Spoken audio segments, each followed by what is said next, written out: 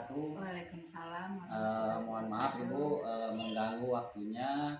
Untuk hari ini saya akan mewawancara Ibu sebagai Kepala Sekolah SDN Panjerakan 1 di tempat tugas saya, karena memang ini merupakan tugas yang diharuskan lewat pendidikan CGP angkatan.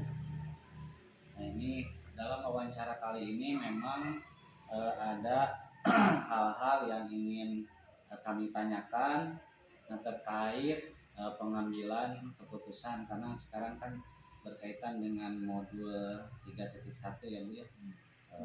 Pengambilan keputusan, karena memang mungkin selama ini Ibu sebagai kepala sekolah banyak sekali hal-hal ataupun keputusan-keputusan yang diambil tentunya oleh Ibu selama menjabat menjadi kepala sekolah di SDN Panjerakan.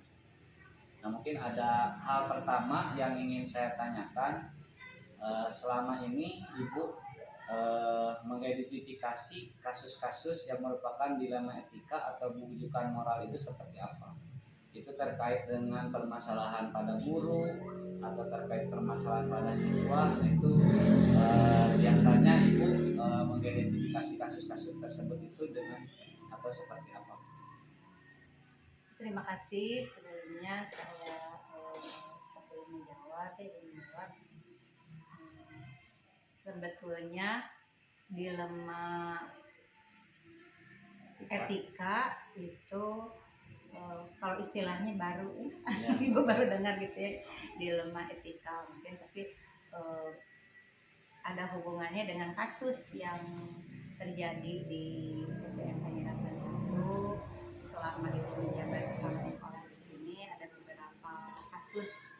Cara mengidentifikasinya sebetulnya mungkin kalau menurut teori Pak Fadil Ambar ketika di CGP ada teori-teorinya, kemudian ada bagian atau apa yang disebutnya para untuk dilema etika itu.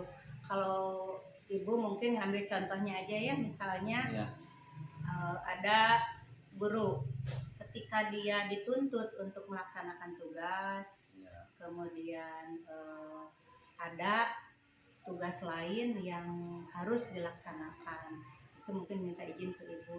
Itu Ibu harus mengambil keputusan apakah memberikan izin untuk melaksanakan tugas lain di luar dia sebagai guru. Nah, selain sebelum mengambil keputusan, mungkin Ibu lihat dulu apakah tugasnya itu untuk pribadi atau misalnya tugas untuk menyangkut ke orang banyak. Seperti misalnya ada salah seorang guru di sini yang mempunyai tugas aktif di desa untuk menjadi ke pilkada ya. Nah itu dia. Nah itu kan berarti selain dia bertugas sebagai guru, emang kewajiban pokoknya itu mengajar, tapi kita lihat, Ibu lihat, oh iya ternyata di masyarakat juga guru tersebut diperlukan. Iya, jadi Ibu tidak bisa memaksakan harus ngajar. Kalau emang waktunya bisa, misalnya pelaksanaan untuk di luar jam mengajar bisa dilaksanakan, silakan. Tapi kalau misalnya berbenturan dengan jadwal mengajar, mungkin Ibu akan lebih mengizinkan lah, silahkan dia memperbolehkan guru tersebut. Bagus sekali ya Bu ya. Nah, ini yang kedua ya Bu ya. Nah, selama ini bagaimana Ibu menjalankan atau pengambilan keputusan di sekolah Ibu, terutama untuk kasus-kasus di mana seperti tadi yang sudah dijelaskan ya, ada dua kepentingan yang sama-sama benar atau sama-sama mengandung nilai kebajikan, yang seperti kasus tadi Ibu, ada guru yang hampir sama itu. Iya, tugasnya itu ya, betul-betul harus dilaksanakan. Iya. Di sini Ibu tidak bisa mengambil keputusan sendiri ya, soal harus berkoordinasi lagi tentunya dengan guru yang lain. Apakah misalnya guru-guru yang lain siap untuk disebutnya menggantikan posisi guru yang berhalangan untuk bisa masuk ke kelasnya, atau misalnya tidak. Kemudian dilihat lagi, misalnya oh iya ada guru bidang studi, kan untuk guru bidang studi tidak 1 hari penuh diam di kelas, jadi mungkin dia bisa menggantikan posisi guru tersebut. Oh Jadi iya. ya terus kemudian bisa juga dengan guru yang lain, eh, apakah bersedia tidak gitu ya, mengisi kekosongan kelas yang ditinggalkan. Kalau misalnya bisa, silakan. Kalau tidak bisa, jangan meninggalkan guru tersebut tugas pokoknya dia. Misalnya guru tersebut masuk ke kelas yang kosong sementara kelas dia kan ditinggalkan. Oh iya. Ya jadi ibu mungkin akan memprioritaskan guru bidang studi yang bisa mengisi kekosongan yang ditinggalkan itu kelasnya. Iya. Nah ini Bu yang selanjutnya, adakah langkah-langkah atau prosedur seperti apa yang biasa Ibu lakukan dalam menghadapi atau pengambilan keputusan permasalahan hal tersebut? Nah, prosedur mah seandainya ya ada misalnya salah seorang guru yang tidak bisa melaksanakan tugas, tentunya harus memberikan jadi ada aturan ya. Iya. Ibu nyanyikan aturan, sampaikan ada aturannya, misalnya seandainya ada keperluan harus memberitahu dulu. Oh iya. Gitu ya. Kemudian ke kan di sini kebetulan ada dua rombel. Jadi misalnya guru kelas 4 tidak bisa masuk, bisa nanti menitipkan atau koordinasi dengan sesama guru kelas 4 ya. Jadi supaya misalnya guru yang menggantikannya itu tidak bingung apa yang harus diberikan, apa yang harus diajarkan, tapi karena satu tingkat dengan dia jadi akan lebih mudah gitu ya. Oh iya. Dibandingkan dengan misalnya menitipkan ke kelas lain kan misalnya bingung, oh iya harus memberikan pelajaran seperti apa. Kalau yang satu tingkat akan mempermudah sama saja dengan ketika dia memberikan pelajaran yang sama. Oh iya. Lalu yang selanjutnya Bu, hal apa saja yang selama ini Ibu anggap efektif dalam pengambilan keputusan pada kasus-kasus dilema etika atau kedudukan moral?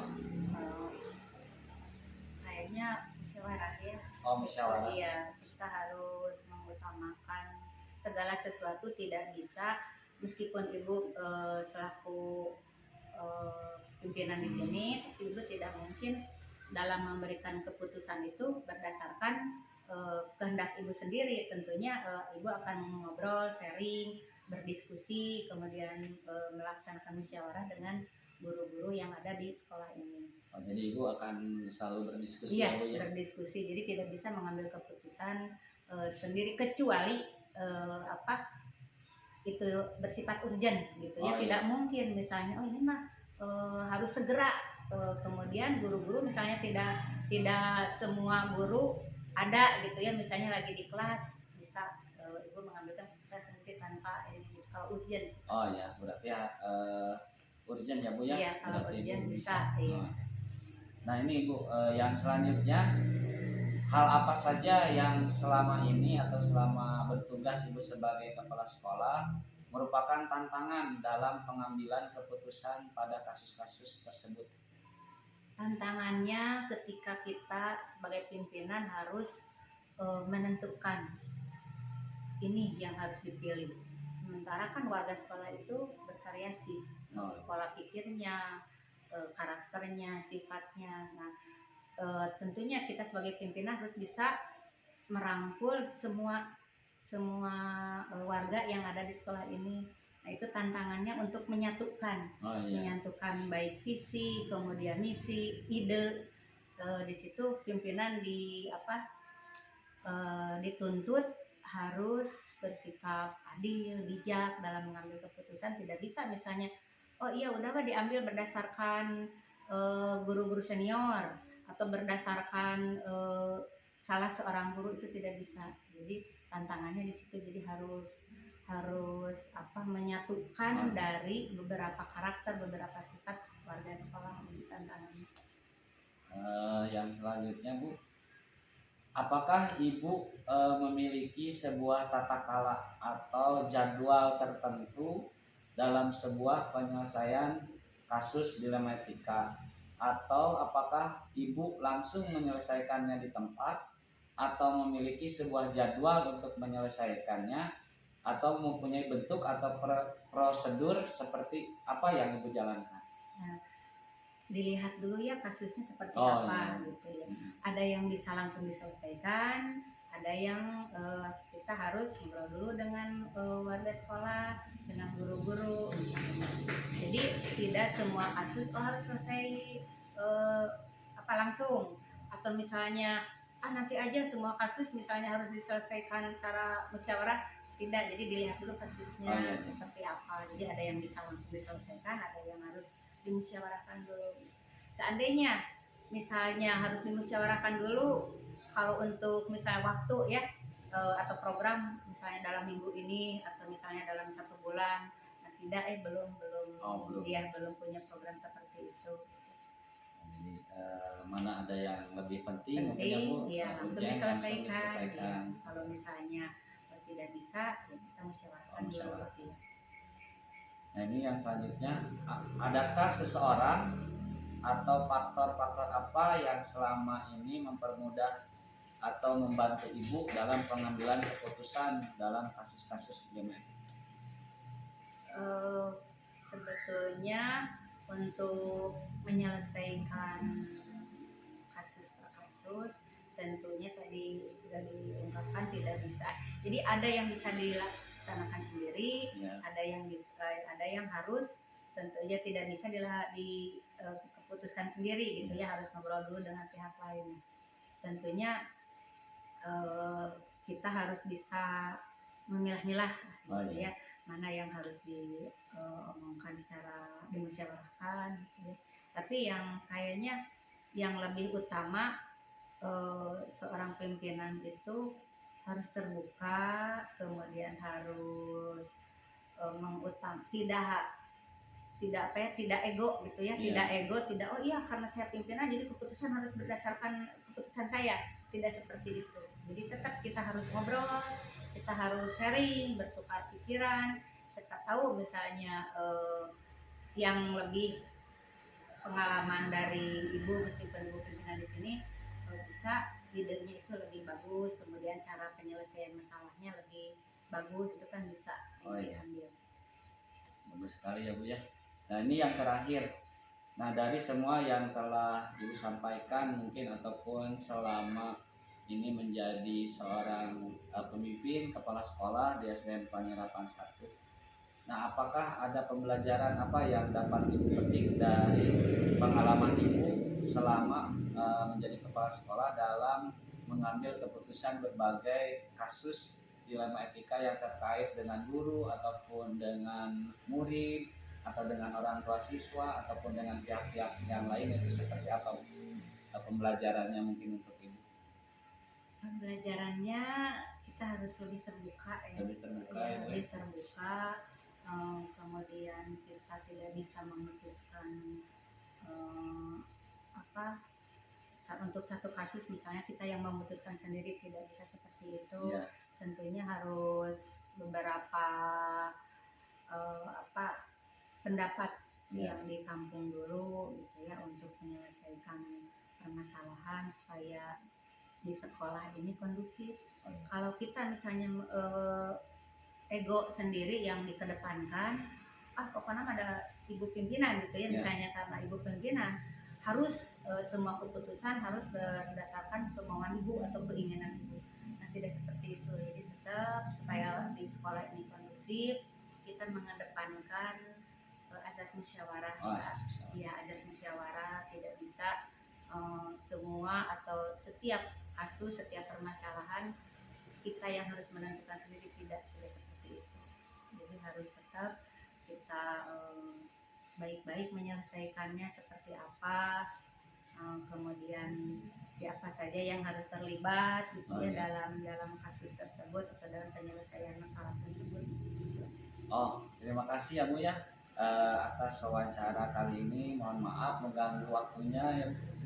Saya ucapkan terima kasih yang sebesar-besarnya kepada Ibu sebagai pimpinan ataupun kepala sekolah di SDN Panyerapan 1.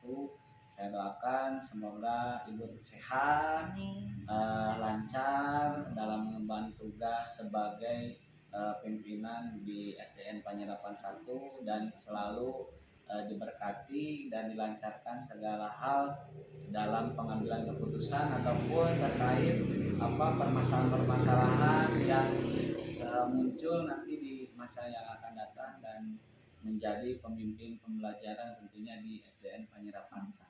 Amin. Terima kasih Bu. Assalamualaikum warahmatullahi wabarakatuh. Waalaikumsalam.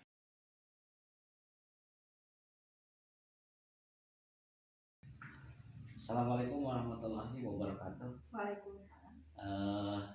Mohon maaf Ibu mengganggu waktunya. Perkenalkan saya Khairul Anbar dari SDN Panyerapan 1.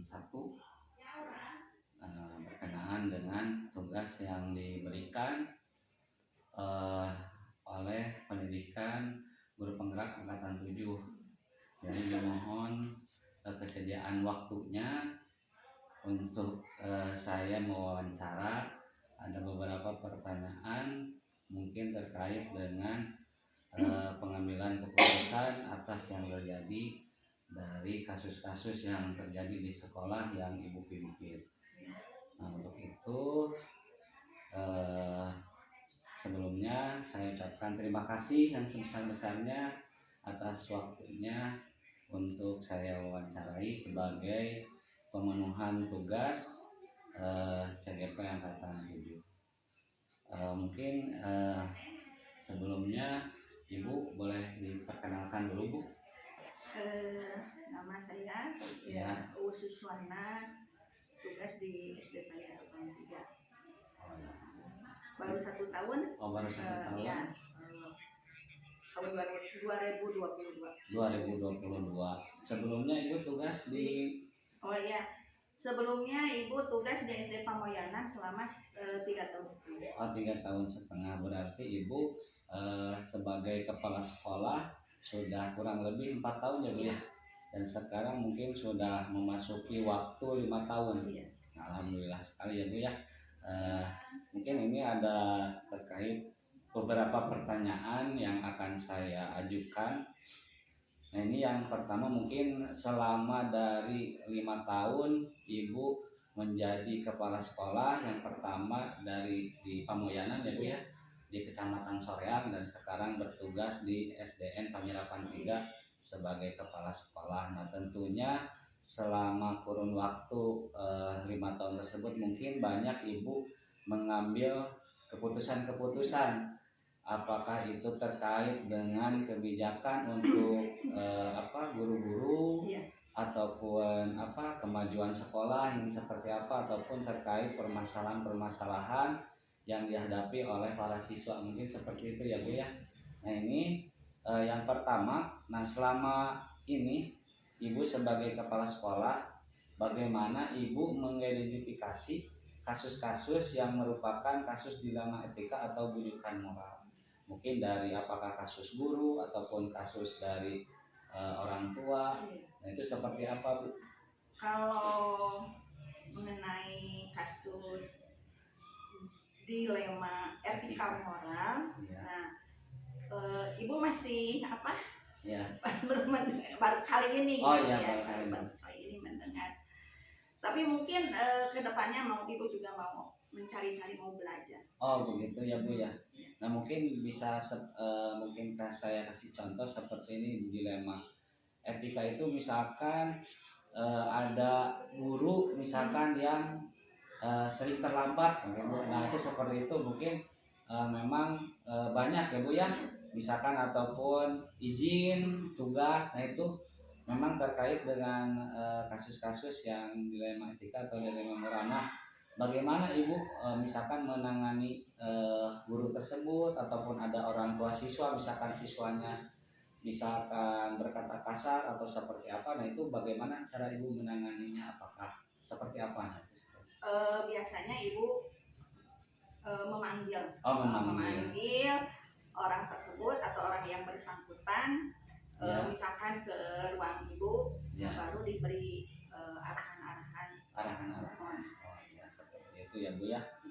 Nah, yang kedua, nah ini selama Ibu menjadi kepala sekolah ataupun di Pamoyanan ataupun di Panyerapan 3 ini, nah bagaimana ibu menjalankan pengambilan keputusan di sekolah. Nah, terutama untuk kasus-kasus ataupun di mana ada dua kepentingan yang sama-sama benar atau sama-sama mengandung nilai kewajiban. Nah, itu seperti apa ibu dalam menjalankan pengambilan keputusan di sekolah? Ibu musyawarah dulu. Oh, musyawarah. Musyawarah dulu dengan guru-guru. Nanti diambil mana yang harus didahulukan atau mana yang lebih penting. Nah, baru itu diputuskan. Oh, yang iya. diambil. Jadi selama ini ibu senantiasa bermusyawarah ya Bu, iya, dengan guru-guru, rekan guru. Nah, itu terkait permasalahan itu mau di guru ataupun terkait permasalahan dengan siswa. Iya, tergantung permasalahannya. tergantung Misalnya kalau ada masalahnya dengan siswa, tentu orang tua yang dibawa bermusyawarah. Bermusyawarah. Ya, nah itu yang selanjutnya Bu, langkah-langkah atau prosedur seperti apa yang biasa ibu lakukan? Kalau prosedur belum ada ya. Kalau prosedur, tetapi yang ibu lakukan selalu bermusyawarah. Kalau prosedur itu belum gitu, belum ada ya. Iya, secara tertulis. Tapi kalau ada permasalahan, ibu selalu bermusyawarah, baik itu dengan guru, dengan orang tua ataupun dengan komite sekolah. Ya. Jadi komunitas sekolah dilibatkan ya dalam pengambilan keputusan.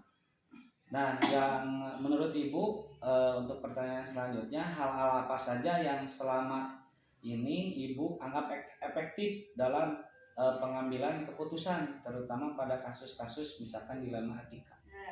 Kalau apa tadi teh? Ya, hal apa saja yang efektif? Yang efektif.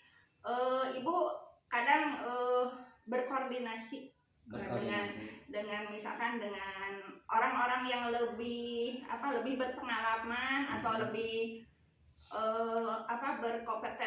berkompeten ataupun dengan para pengawas yang lebih tahu. Oh iya, berarti kalau misalkan ada kasus-kasus seperti dilematika, ibu selalu berkoordinasi dengan atasan mungkin seperti pengawas ataupun yang lebih berpengalaman. Oh iya. Nah ini Bu, yang selanjutnya, hal apa saja yang selama ini merupakan tantangan dalam pengambilan keputusan pada kasus-kasus dilema etika? Iya, kalau tantangan itu ibu di sini kan ada guru yang senior yang lebih dari ibu gitu. Nah itu yang tantangannya. Ataupun dengan guru seangkatan. Itu yang jadi tantangan buat ibu. Oh iya, biasanya ada ini ya Bu ya. Iya, gitu. Jadi dengan guru yang senior ataupun dengan yang sebaya dengan gitu. ibu. Oh iya. Nah, ini yang selanjutnya, apakah ibu memiliki sebuah tata kala atau jadwal tertentu, misalkan dalam sebuah penyelesaian kasus dilema etika, atau apakah langsung diselesaikan di tempat atau memiliki sebuah jadwal menyelesaikannya atau bentuk prosedur seperti apa yang ibu jalankan? Atau misalkan dibiarkan dulu nanti ditampung nanti kalau jadwal belum ibu belum membuat disesuaikan saja dengan masalahnya. Kalau misalkan masalahnya urgen harus segera, maka diselesaikan, diambil keputusan itu juga. Tapi hasil musyawarah. Tetapi kalau misalkan itu misalkan ini ada waktu nih untuk menyelesaikan masalah itu, nanti itu juga bermusyawarah dengan dijadwal ulang. Ya gitu. Nanti misalkan dilihat dulu masalahnya. Seperti itu. Jadi misalkan ada yang lebih penting atau lebih urgent, biasanya langsung diselesaikan itu juga hari itu juga misalkan. Kalau misalkan mungkin masalahnya masih bisa tidak terlalu urgent, nanti ibu dijadwalkan. Bermusyawarah dulu. Jadi ibu senantiasa dalam pengambilan keputusan dengan musyawarah ya Bu ya, dengan guru-guru ataupun komunitas di sekolah. Nah ini yang selanjutnya, adakah seseorang atau faktor-faktor apa yang selama ini mempermudah atau membantu ibu dalam pengambilan keputusan dalam kasus-kasus dilema etika? Atau misalkan ada orang yang tidak percaya ataupun seperti apa? Apakah di sekolah ada? Ya ada. Oh, Ada. Yang guru senior itu selalu diajak bicara. Oh iya, jadi diminta pendapatnya. oh, iya. Tidak harus oleh ibu sendiri diputuskan, tapi dibicarakan dulu dengan mereka. Oh ya, jadi biasanya ibu meminta pendapat dulu terhadap guru senior ya. Bagus sekali ya Bu ya. Nah ini yang terakhir ya Bu ya, dari semua hal yang telah disampaikan, mungkin pembelajaran apa yang dapat ibu petik dari pengalaman ibu selama mengambil keputusan dilema itu? Yang ibu petik, jadi setiap permasalahan itu harus dimusyawarahkan. Jadi tidak boleh ibu yang memutuskan sendiri. Ya, jadi harus apapun itu masalahnya harus selalu dimusyawarahkan. Oh iya, bagus sekali ya Bu. Jadi ibu selama menjadi kepala sekolah yang pertama di Pamoyanan kurang lebih 3 tahun ya Bu tadi? Ya, 3 tahun setengah. 3 tahun setengah, dan sekarang di SDN Panyerapan 3 sudah mau jalan 2 tahun mungkin ya Bu ya. Jadi ibu dalam setiap pengambilan keputusan itu senantiasa bermusyawarah dan senantiasa mungkin istilahnya meminta masukan ataupun nasihat dan persetujuan dari guru yang lebih senior biasanya. Oh iya, mungkin itu saja Bu wawancara kali ini. Mohon maaf sekali saya mengganggu waktunya Ibu karena memang ini adalah sebuah tugas yang harus saya lakukan dari pendidikan CGP Angkatan 7. Sekali lagi saya ucapkan terima kasih yang sebesar-besarnya, dan semoga Ibu senantiasa sehat, dilancarkan dalam memimpin menjadi kepala sekolah di SDN Panyerapan 3 ini. Mohon izin ya Bu ya, terima kasih.